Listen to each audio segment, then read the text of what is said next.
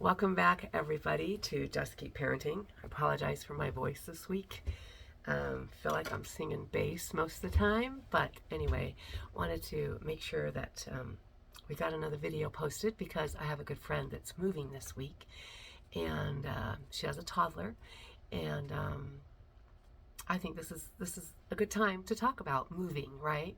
Last week we talked about the birth of a new sibling and the changes that just naturally brings into a family's life.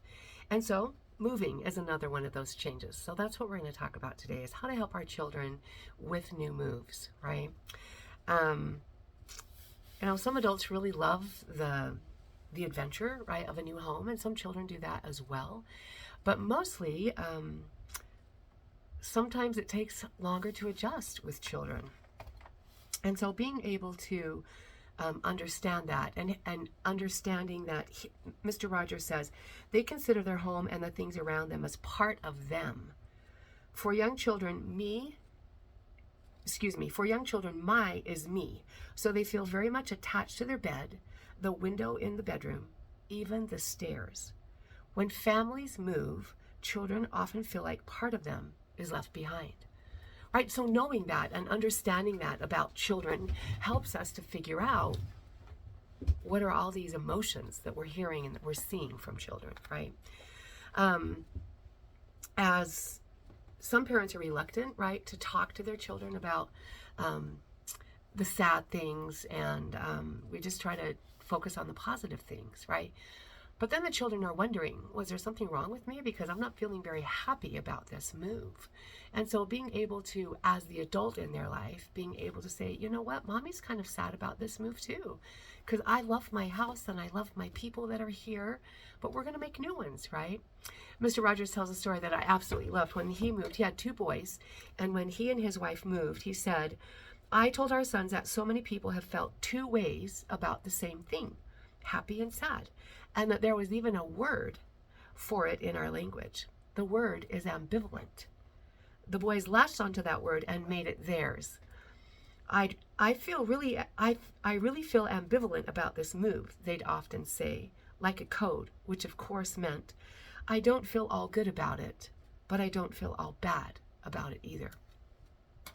I love that word, right? Because there's so many things that we really are ambivalent about in our life.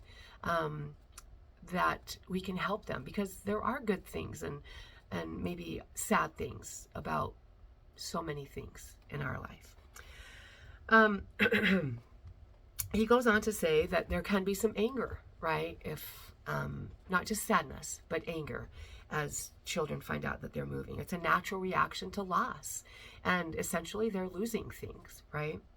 And so we've got to find constructive ways to help them deal, right, with this.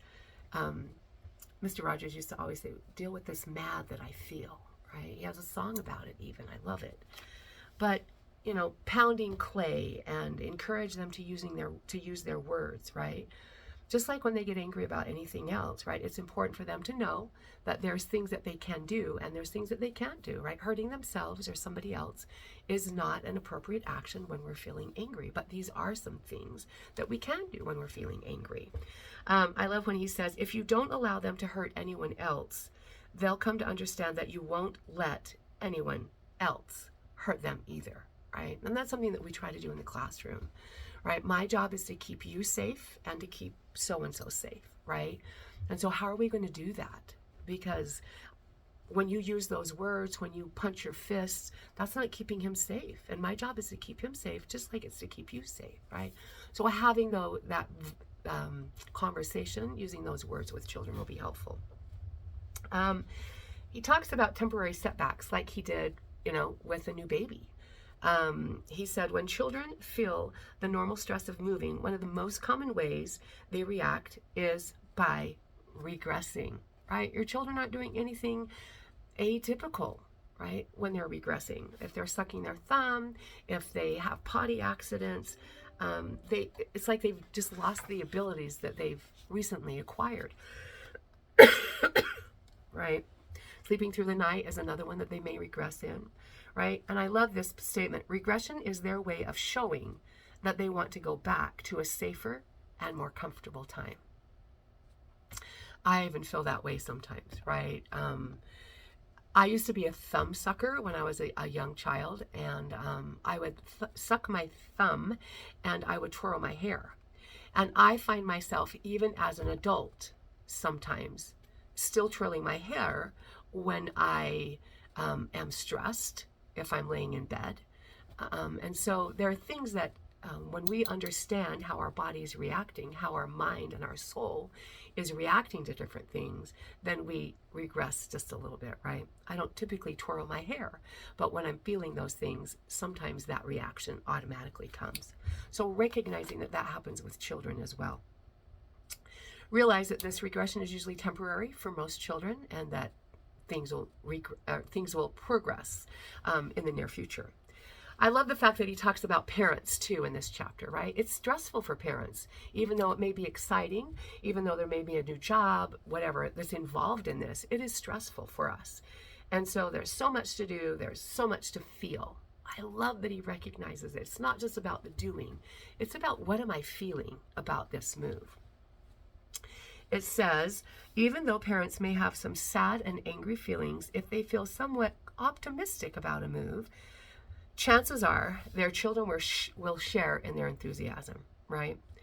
So making sure that the children know that they're not the cause, right, of this anger, of what's going on.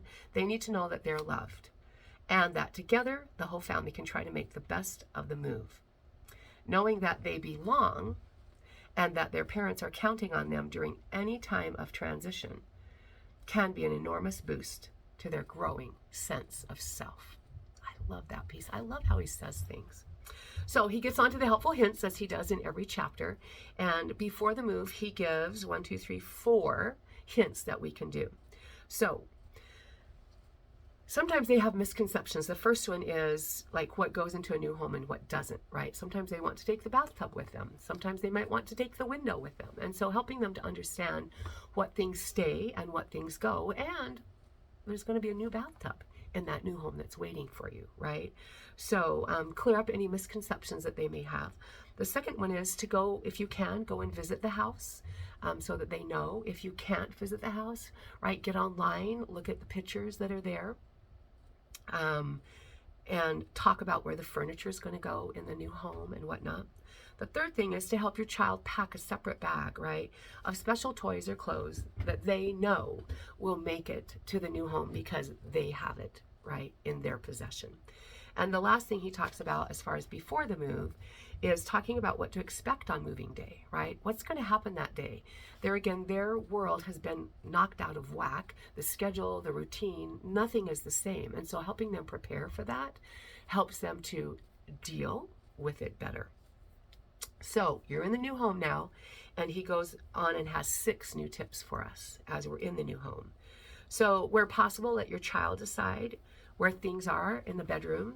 And I love the last piece on here. He says, even small decisions like where to put certain toys or a poster can be important to a child. It can help children feel more secure if you set up their room first, right? And that's not typically what we do is, we try to get everything into the big rooms that everybody's going to use. But that safety net, right, it can help them feel particularly safe if we set up their room first. I thought that was a nice tip. Give your child things, easy things to unpack, right? Children like to know that they're helpful. We talk a lot about being helpful and not hurtful in the classroom, at home, right? That was a really helpful thing to do. In the midst of all the hectic work at moving, it can be hard to find fun times, right? So setting out a blanket and having a picnic in the front room, packing a lunchbox, right? And going outside and having a lunch, a picnic on the new grass. Make a cozy corner with a blanket, right? Or sleeping bags, if the beds aren't set up yet, right? So having that fun as part of the move. The fourth thing he talks about is helping your child stay in touch with those people from the past, right? So FaceTiming them, Skyping them, Marco Poloing them. I know that's something that as kids move on, sometimes they need to know, right? Does Miss Story still love me? Yes, right? And so we Marco Polo back and forth. And that's been good for me, right? To know that they're okay. And it's been good for them to recognize, oh, everything is okay back in the old place. The next thing is let your child know that neighbors may come around to see who's moving in, right? We always want to see who's coming, and maybe it's a friend for me, right?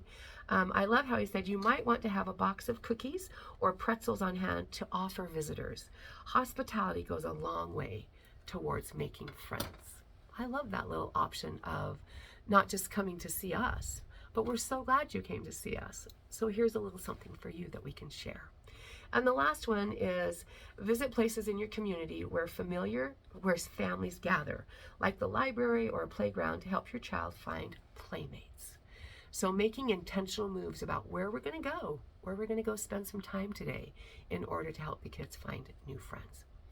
Anyway, thanks for joining us. Send this to somebody who's going through a move, helping them remember that it's hard on children.